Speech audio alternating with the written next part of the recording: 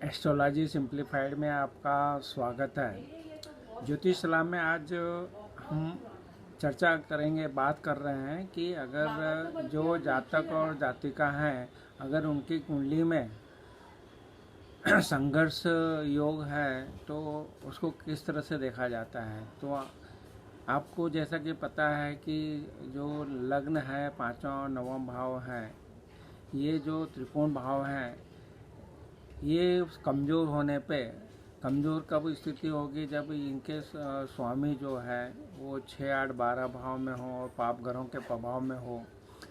तो यह दर्शाता है कि जो भी व्यक्ति है या जो जातक और जातिका है, उसकी कुंडली में इस तरह के अगर योग बने हैं तो उसको पूरे जीवन में संघर्ष करना पड़ता है। और संघर्ष योग इसी को कह सकते हैं हम।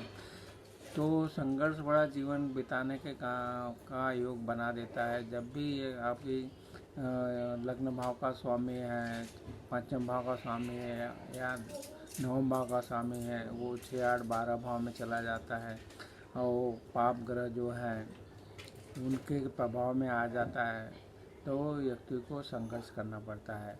इसी तरह से जो धन भाव है, लाभ भाव दूसरा और 11वां भाव है, इनके जो स्वामी हैं और इनके कारक गुरु जो हैं, वो भी अगर इसी तरह के प्रभाव में आ जाते हैं या 6, 8, 12 में पाप ग्रहों के प्रभाव में आ जाते हैं और नीच के हों, अस्त हों, तो भी ये स्थिति बन जाएगी कि आपका धन का जो फ्लो है वो कमज़ोर हो जाएगा और इसके कारण आपको जीवन भर धन से रिलेटेड संघर्ष करना पड़ता है। तो हमने देखा कि जो त्रिकोण भाव के स्वामी और धन भाव और लाभ भाव के स्वामियों की कमज़ोर स्थिति आपको जीवन भर संघर्ष और बाधाएं आपके जीवन में रहती है। तो इसलिए जब भी आपको इस तरह की स्थिति बन रही है आपकी कुंडली में, तो आपको जो ग्रह आपको प्रॉब्लम दे रहे हैं उनके मंत्रों के जाप करना चाहिए और जो कारक है गुरु हैं उनके भी मंत्रों के जाप करना चाहिए। साथ साथ में आपके जो इष्ट देव बनते हैं उनके भी पूजा आराधना करना चाहिए।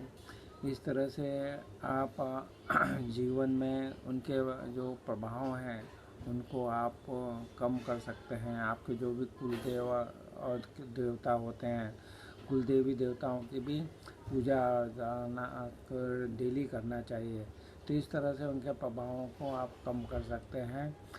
तो आप अपनी कुंडली में विस्तृत में आप जानना चाहते हो, जो हमारी चैनल एस्ट्रोलॉजी सिंप्लीफाइड, उस पर बहुत वीडियो उपलब्ध हैं जो आपको डिटेल में ये जो संघर्ष की स्थिति बन रही है आपकी उन्हें उसमें बताया जाता है। तो आप उनका भी लाभ उठाइए और हमारे चैनल को सब्सक्राइब करने के लिए, वीडियो को लाइक करने और शेयर करने के लिए आपका बहुत बहुत धन्यवाद।